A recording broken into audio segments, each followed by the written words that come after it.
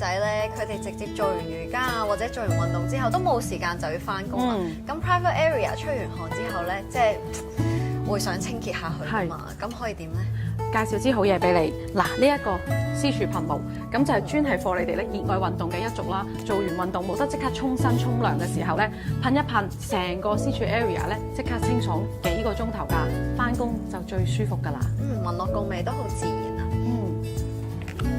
咁除咗脫毛之外啦，我仲會 full mask 嘅。咁但係我有得 full mask，小 Honey 冇得 full mask。但係市面上係冇呢啲產品㗎喎。